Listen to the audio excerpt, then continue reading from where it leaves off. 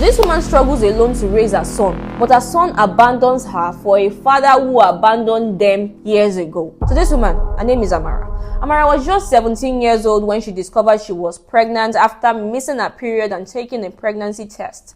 She is pregnant for Chidi, this sweet, talking 22-year-old who has been promising her marriage and telling her she is his queen. When Amara breaks the news to him, this man's whole personality changes. He immediately denies the pregnancy and tells her to look for the father of the child somewhere else. Within days, Chidi is going around their neighborhood in Agege telling anyone who will listen that Amara was sleeping with multiple guys.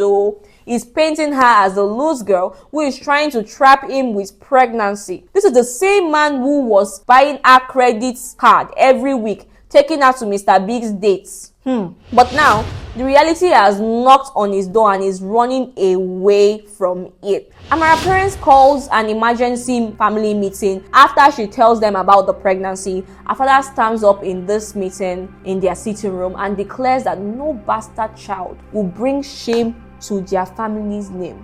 Before Amara can even defend herself properly, they pack her belongings in 2 Ghana must-go bags and throw them into the compound.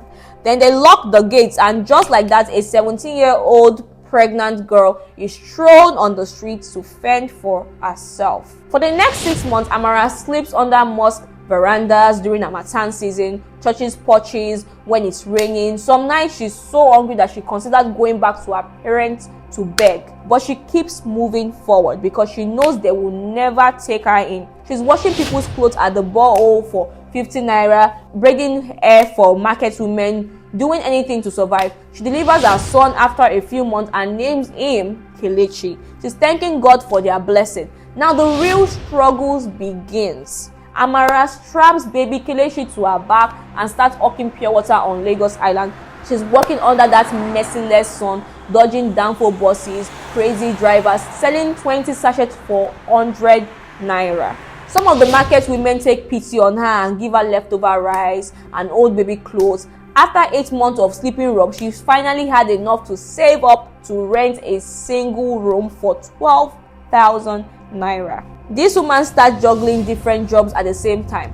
She works as an house help from 6 in the morning till 4 in the evening. Then she rushes back to pick up Kelechi from the neighbor who is watching him and set up her akara stand by the roadside. She's frying akara till midnight, serving late night commuters and area boy who wants to eat with their beer.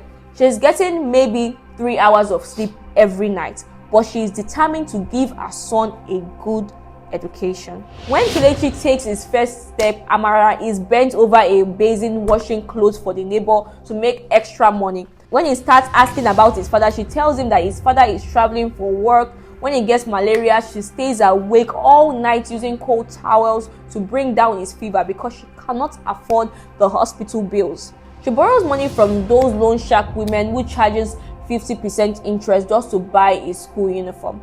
Every single decision in her life revolves around making Kelechi's future better than her past. The years pass like this. Amara working multiple jobs, Kelechi excelling in school. The boy is brilliant, coming first in his class years after year. By the time he is in SS3, universities are already scouting him. He graduated with distinction and gets a scholarship to study abroad. But here is where the story takes a turn that nobody expected. For Kelechi to travel abroad, he needs an international passport. And for that passport, he needs his father's consent letter. Amara had to swallow her pride and start asking around for Chidi. Through old mutual friends, she discovered that the man is now living in Abuja with a wife and 3 children. He's got a successful business and everything. When she calls him, Chidi acts all shocked and surprised, like he has been wondering about his son all these years. They arrange to meet at a hotel so Chidi can sign the consent form. The man shows up wearing a designer clothes, gold watch, looking like he stepped out of a magazine. The moment he sees Kelechi, he starts crying this fake tears, talking about how he missed his son so much and regretted his action. He's hugging Kelechi like there has been some deep father and son bond. Meanwhile, this boy is just meeting his father for the first time in 19 years. Chidi tells him that things are very complicated back then and that was why he had to leave. He starts saying a lot of things that made the boy curious about his own history. Then Chidi asks to see Kelechi privately, man to man, without Amara around. This is where the master manipulator shows his true color. Chidi tells his son that Amara was cheating with other men during the pregnancy and that's why he couldn't stay haba.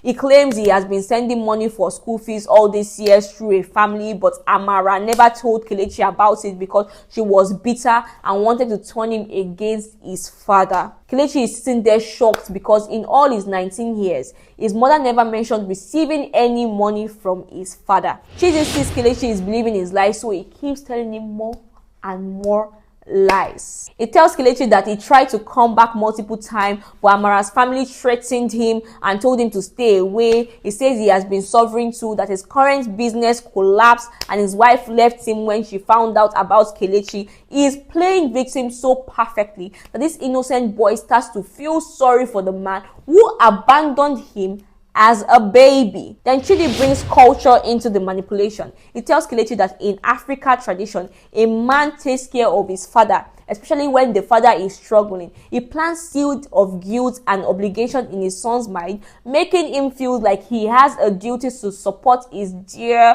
old dad, who has supposedly been suffering all these years.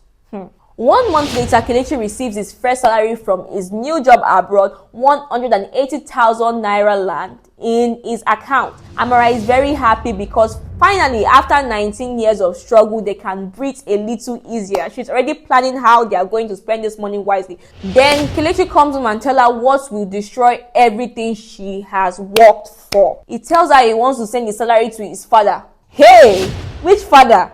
He told me you never mentioned that he was sending money for my school fees all these years. He's struggling now and needs help. He tells her. Amara is so confused. She tries to explain to him that Chidi never sent a single kobo, that she borrowed money from Loan Shark and sold her jewelry to pay his school fees. She shows him the receipt she kept all these years, the bank statement proving she paid everything herself. But Kelechi thinks she is lying out of bitterness and hatred for his father. Kelechi, how are you even a scholar in school if you can't even see the truth?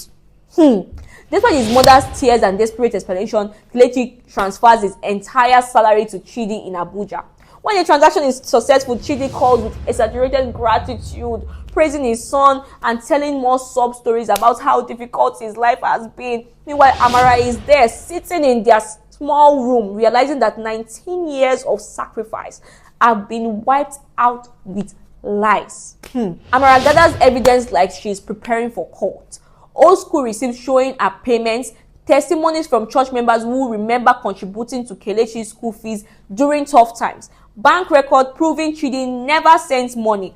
When she presents all this to her son, the truth finally hits him like a thunderbolt. Kelechi realizes that he has been played by a master manipulator who abandoned them and they returned to steal the fruits of their labor. The saddest part is that while mother and son were trying to heal from the betrayal, Chidi is somewhere in Abuja enjoying the money that belongs to a woman who sacrificed everything and a young man who just wanted to do the right thing by his father. Here's what I learned from this story.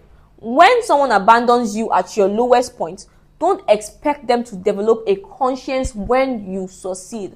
People who can walk away from their responsibilities without looking back will always prioritize themselves over everyone else. If anyone claims they have been supporting you secretly, demand proof because real supporters always leave evidence.